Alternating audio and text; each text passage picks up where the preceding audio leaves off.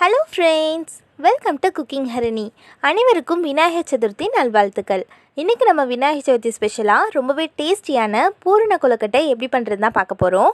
ரொம்பவே சாஃப்ட்டா இருக்கும். சோ வாங்க இந்த டேஸ்டியான ரெசிபியை எப்படி செய்யணும்ங்கறத பார்த்திடலாம். ஃபர்ஸ்ட் நம்ம கொழுக்கட்டையோட மேல் மாவு தயார் பண்ணிக்கலாம். அதுக்கு இப்போ ஒரு panல 1.5 கப் அளவுக்கு தண்ணி சேர்த்துக்கிறேன். தண்ணி ஆட் பண்ணதுக்கு அப்புறமா இதுக்கு தேவையான அளவு உப்பு சேர்த்துக்கலாம். இப்போ இந்த தண்ணி நல்லா கொதிச்சு வரட்டும். இப்போ தண்ணி நல்லா கொதிச்சதுக்கு அப்புறமா இதில் ஒரு 2 ஸ்பூன் அளவுக்கு நெய் சேர்த்துக்கிறேன். நெய் சேர்த்திங்களா நம்மளோட மேல் மாவு நல்லா வாசமாகவும் இருக்கும், நல்லா ஒட்டாமையும் கிடைக்கும் நமக்கு. இப்போ இதில் 1 கப் அளவுக்கு அரிசி மாவு சேர்த்துக்கலாம். தண்ணி நல்லா கொதிச்சதுக்கு அப்புறமா மாவு சேர்த்துக்குங்க. 1 கப் அரிசி மாவுக்கு 1.5 கப் தண்ணி, இது வந்து கரெக்டான மெஷர்மெண்ட். இதே மாதிரி எடுத்து செய்யுங்க. இப்போ இது சேர்த்துட்டு நல்லா கட்டி விழுகாமல் நல்லா கலந்து விட்டாச்சு. இப்போ நம்ம ஸ்டவ் ஆஃப் பண்ணிவிட்டு ஒரு மூடி போட்டுட்டு ஒரு 10 நிமிஷத்துக்கு இது அப்படியே வச்சிடலாம். இப்போ ஒரு 10 நிமிஷத்துக்கு அப்புறமா ஓப்பன் பண்ணி பார்க்கலாம். அதில் இருக்க ஹீட்லேயே நம்ம மாவு இன்னும் கொஞ்சம் வெந்திருக்கும். இப்போ அது கை பொறுக்கிற சூடு வந்ததுக்கப்புறமா இதை நல்லா பிசைஞ்சு விட்டுக்கலாம். கையில் ஒட்டுற மாதிரி இருந்துச்சுன்னா லைட்டாக தண்ணி தொட்டுக்குங்க. அவ்வளோதான், இப்போ இது நல்லா பிசைஞ்சாச்சு. இப்போ நம்ம கொழுக்கட்டைக்கு தேவையான பூரணத்தை ரெடி பண்ணிக்கலாம்.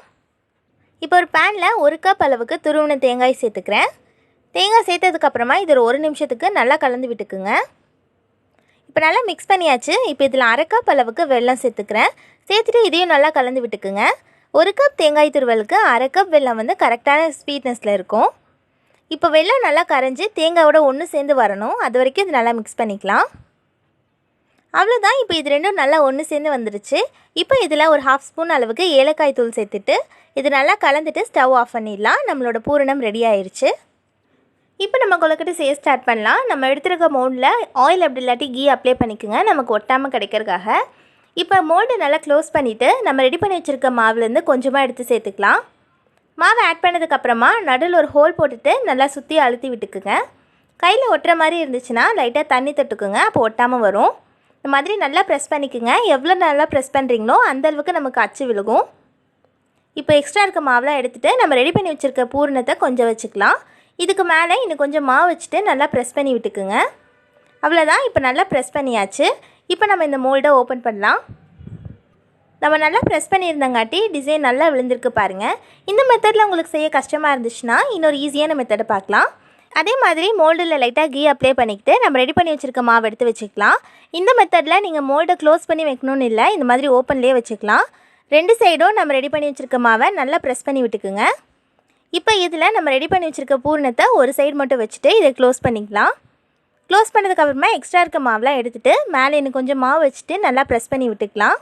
இந்த மெத்தடில் செய்கிறதுக்கு கொஞ்சம் ஈஸியாக இருக்கும்.